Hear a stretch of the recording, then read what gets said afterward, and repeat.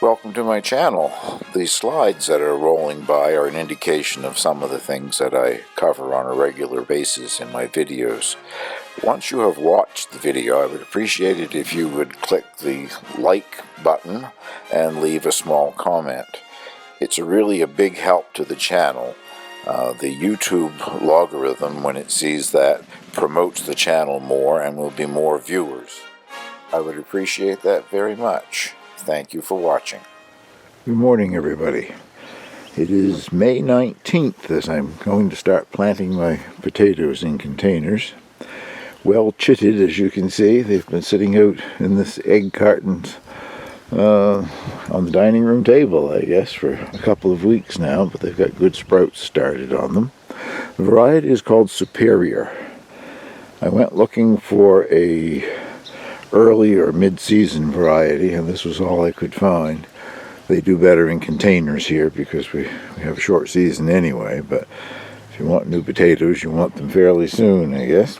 This is an all-round use variety, baking, boiling, mashing, all that sort of thing. It didn't say anything, I guess, about making French fries or chips out of them, but I don't tend to do that anyway. And it is a white-fleshed tomato. As you can see, the sprouts on them are dark purple, though. So let's move out and get some of these planted in containers. Well, there are my containers laid out. As you can see, I have several sizes. These ones here, I have 5 of those. There's 4 here and a 5th one back there a bit. I bought those specifically to grow potatoes in. Don't remember what I paid for them, a number of years ago now. The other containers are just something that a plant of some sort came in from a greenhouse.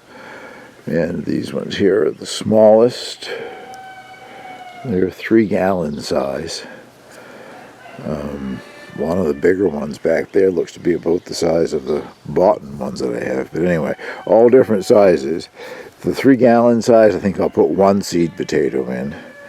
And the larger ones will get 3 each. What I didn't mention is that's the rhubarb that I grew from seed. Oh heavens, probably 4 years ago at least. Variety I'm quite sure is called Victoria. I'll be picking quite a bit of that today to make the first rhubarb crumble of the season. Also, you may notice from time to time creatures crawling across the screen here. Black Fly Festival is well underway. I just sprayed my hat and my clothes with Deep Woods Off to keep them away from me, but the air is thick with them. A friend of mine who used to live in the area, and we were both members of a walking group. She since has moved to be closer to family in New Hampshire. But we would be on this walking group every Sunday afternoon, and inevitably this time of year someone would complain about the black flies, and she would wait until they finished, and then she'd smile and say, "I'm so glad you're feeding them." Well, I have put a little soil in the bottom of each of the containers, just enough to stand the potato up in 2 or 3 inches of soil. These are the larger pots that I'm putting 3 in, and then I'm just covering them with the same mixture, the stuff they call mega soil, whatever mega soil might be. I've never used it before. Hopefully it works. And I will continue to earth them up as they come up through the soil. This stuff is already damp. I don't need to water them, but you don't need to water potatoes just after you put them in anyway. The potato, when it starts growing its vines, uses the moisture and the nutrients that is stored in the potato itself before it sets down roots and starts to reproduce. So there's no rush about watering them, but if we do get some dry weather, I will start watering them. And once they come up through the soil, as I said, I'll keep earthing them up until they get within, I don't know, get the soil within 1 inch or 2, a couple of inches anyway from the top. You don't want it right at the top, because then if you try watering them, it just runs off onto the ground. So hopefully we'll have a potato harvest sometime this summer. No apple blossoms yet, but in the next few days we should have them. This is just a wild tree that grew next to where I'm planting the potatoes. bloomed last year and had some fruit. It wasn't all that large, the fruit on it, and I really couldn't tell if it was worth eating or not, but it's loaded in blossoms this year. And one of my other apple trees I am very pleased to see is got blossom buds on it and leaves. The variety is Wolf River. It's an old heritage apple. And on a mature tree, the apples are enormous. They'd weigh well over a pound apiece. Huge, big apples. Last winter, I didn't get the tree protector, stem protector on it quickly enough. And moles or mice or something chewed all the way around the bark at the bottom. And I figured, well, that's it. It has killed my Wolf River apple tree, but I put the guard on anyway and waited. It's leaving out. I took the guard off and checked. I think all that they removed was the exterior layer of bark, and the inner layer, the cambium or whatever, was still intact, and it's still feeding itself. And also the area that they took off is now turning brown into bark again. So hopefully I have salvaged my Wolf River apple tree. I'm in the greenhouse to do some transplanting into larger pots, some of the seedlings. This is the thing that came up of its own accord, and I've been saying leaves far too large to be cucumber seed leaves, and I didn't plant any squash in here last year, so where did the seed come from?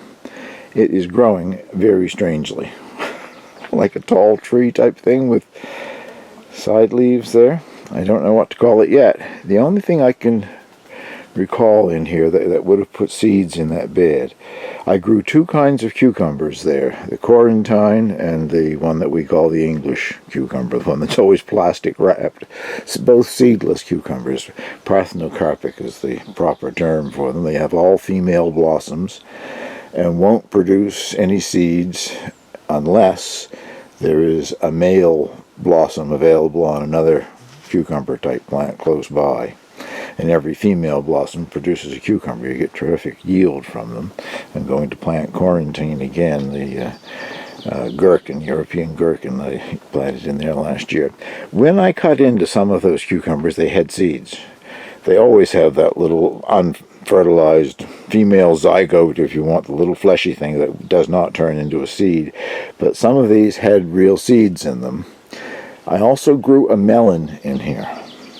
So last fall, when I found the seeds, I was thinking they must have cross-pollinated with that melon, because I didn't have cucumbers growing anywhere else on the property, just the ones that were here. So is this a hybrid cucumber melon? More interested than ever. I've got to keep it going to see what happens to it later on in the season. And behind it, you can probably see that's that flat of wildflower seeds, really bulking up quite a bit. Perhaps too thick, but that's what I plan to do anyway, is cut them into blocks and just plant them out in one of the garden beds here along with my eggplant. Well, this is the seedlings that I brought out that I grew under lights in the house, except this bed that you're looking at here right now, right there. Those are cosmos that I transplanted into individual pots yesterday. And the yellowish green are my Chinese lanterns. I don't think the foliage is supposed to be that color. I've got to get those out in the garden soon, I guess, and see if I can't green them up a little more. But behind that are my black-eyed Susans and hollyhock and eggplant, which have done very well in here. Behind that are some of my peppers, all of my peppers, I guess, the 6 varieties of chilies, and my tomato plants. I'm still keeping them covered, and I will keep them covered at least at night for the next few nights. There was a widespread frost warning in the province last night. We did not get it here on the coast. And there's another, whoops, what am I doing here? There's another frost warning for tomorrow night, I think, but chances of us getting it are pretty slim here, but it went down to 6 degrees last night, which is chilly, but no danger of frost. So I'll keep them covered until I'm sure the danger of frost has passed. The daikon and the kale are both looking nice. The kale always seems to flop over a bit in here in the daytime. I don't think it cares for this heat, Perhaps I should dig them up and transplant them out into the garden somewhere, but I'll leave them here for the time being. And the daikon are doing beautifully. I should start to see the gigantic radish starting to form any time now. I'm going to start by transplanting these calendula, but I wanted to show you that the seeds that I planted in here a week ago are starting to come up. SS means summer squash. It's a variety very, very similar to a zucchini, but it isn't actually called a zucchini. They're coming up very well. And I have seen over there where some of my butternut are up. I don't see any of the buttercup yet, and I see where one of my cucumbers is coming up. So things are moving along. I don't leave those too long once they're up and growing. As soon as they have a true set of leaves, I like to get them planted out. So that should be within the next couple of weeks, I guess, which is just in time for our frost-free, guaranteed frost-free season. I don't think we'll have any more frost, but you never know.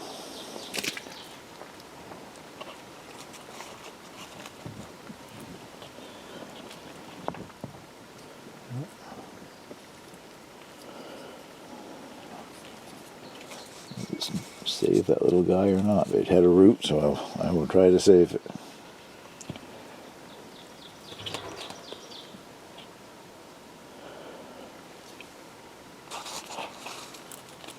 Well, I will show you some of the other things as I transplant them. Well, these are zinnias. The variety is called Magellan. They are supposedly going to be a salmon color, salmon pink. Forgive me if I've already mentioned this. I'm having a senior moment here. I know I meant to mention the number of pollinators that are around, and I'm not sure if I did or not. But where I am right now in the greenhouse, just outside of the door, is my black currants full of bees. And there have been lots of bees. I have red currants growing up at the house. There have been bees all over those too, so that's very encouraging. Seems to me like it's more than I have seen in the past few years, so hopefully they hang around. My plum trees are just coming into bloom, and as I showed you a few minutes ago, the apple trees will be at least another week. Pleased with the germination on these zinnia. There weren't very many seeds in the package, but we got good germination out of it.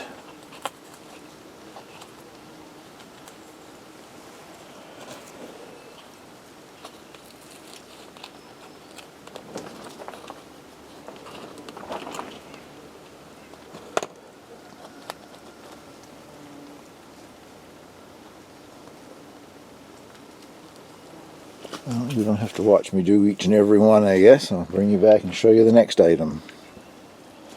So these are hollyhocks, mixed colors.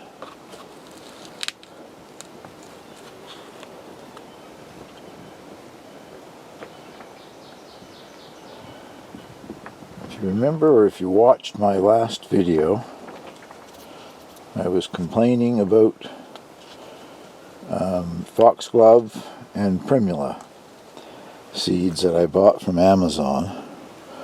When they arrived, they came straight from Amazon. They didn't come direct to me from China, but both packages said they were a product of China, and I thought, okay, probably never see anything happen there. So far, no primulas. Maybe never will be, I don't know. But just in the past couple of days, I have started to see a few of the foxgloves, so that's good. I think they were a mixture of colors as well. And there really isn't any rush on getting them growing, because as I've said before, foxgloves are perennial. And they will not bloom first year, so.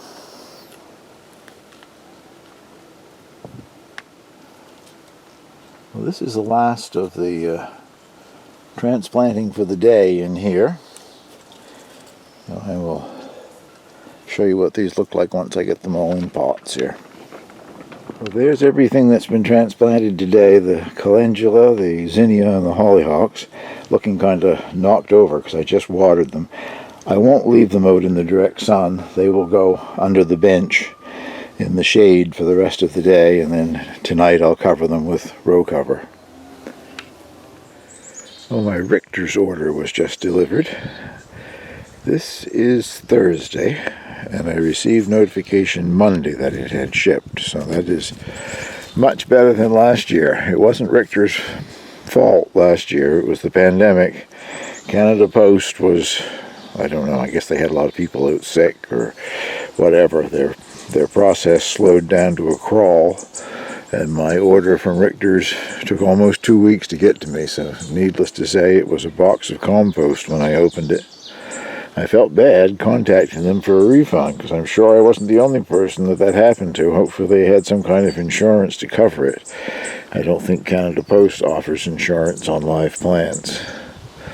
At any rate, they of course gave me a full refund. They're a very reputable company.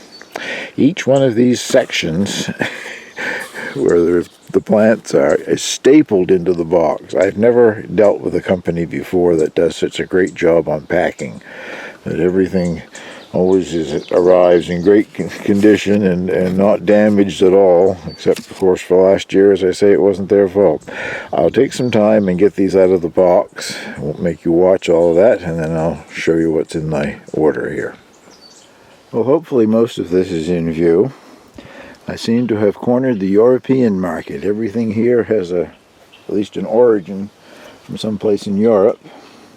French tarragon, English thyme. These are Walla Walla onions. I have tried for years to find a source in Canada for onion seedlings and had absolutely no luck. There's lots of sources in the US. Most of them seem to come out of Texas, but we can't bring them across the border. This is, I think, Richter's second year of offering them. I ordered them last year, and as I said, my order was a disaster, but it didn't have any onions in it anyway. They sent a note along with the order that they had a crop failure and they wouldn't be selling them last year. So I have Walla Walla onions, also a French heirloom variety. 3 Italian Genovese basil, and way in the background there, 3 Italian flat-leafed parsley. All except for the onions will be going in the shade in the greenhouse for a few days to get them over the shock of being shipped and whatever, but they're healthy plants and I know they will do very well. I prepared the bed for the Walla Walla onions a little while ago, so I'll show you planting out some of my Walla Wallas. Well, the Walla Wallas have all been set out. This is a bed that I grew brassicas in last year. Had pretty good success with them, actually. And all I did was I weeded thoroughly this morning, and then I added probably 1.5 bags of the mega soil to the top of it. Something I'm liking about the mega soil already. It hasn't been on the bed quite an hour. And when I was putting the onion seedlings in, it was beautifully warm because it's such a dark color with the sun shining on it. It warmed up very quickly, which is good. Onions like warmth and they like lots of nutrients, and there's supposedly not lots of nutrients in the mega soil, although more will have to be added as the summer goes on, but I will water them in.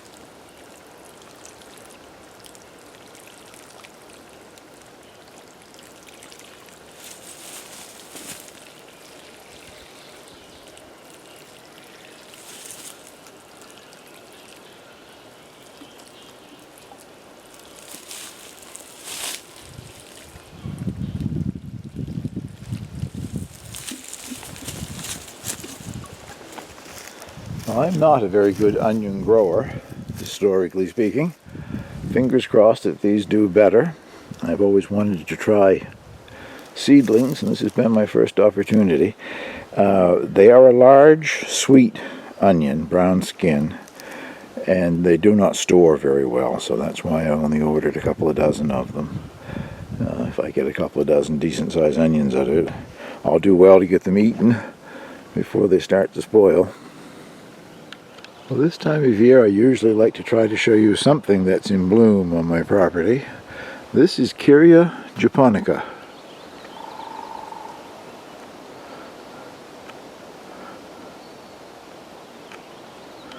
A lovely shrub that only blooms once in spring, of course, and then it's just green foliage the rest of the year, but it's a beautiful thing to wait and see when it does its thing every year.